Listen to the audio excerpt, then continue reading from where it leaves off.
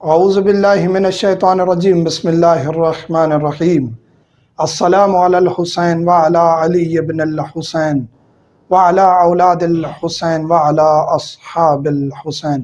مومنین کرام، ایک سوال کیا جاتا ہے کہ کیا کالے کپڑے ہم پہن سکتے ہیں یا نہیں؟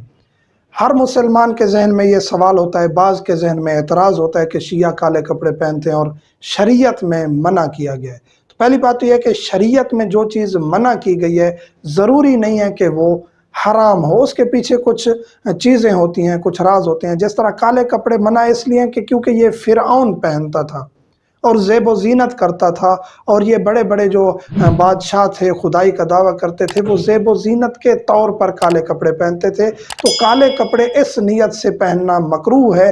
علماء کہتے ہیں کہ آپ فرعون کی مشابہت یا آپ سرداری یا خدائی کے دعوے دار ہوں یا ان کی طرح بننا چاہتے ہوں تو پھر آپ کے لیے حرام یا مکروہ ہے۔ بعض علماء کہتے ہیں کہ ویسے بھی عمومی طور پہ مکروہ ہے، لیکن ایام عزا میں، کیونکہ یہ شعائر حسینیہ میں ہے کہ آپ سوگ میں ہوں اور کالا رنگ جو ہے وہ سوگ کا ہے، تو ایام عزا میں آپ کے لیے کوئی حرج نہیں ہے، آپ پہنیں، اس میں آپ نماز بھی پڑھ سکتے ہیں، پہن بھی سکتے ہیں، پہنے رکھیں، کوئی حرج نہیں ہے۔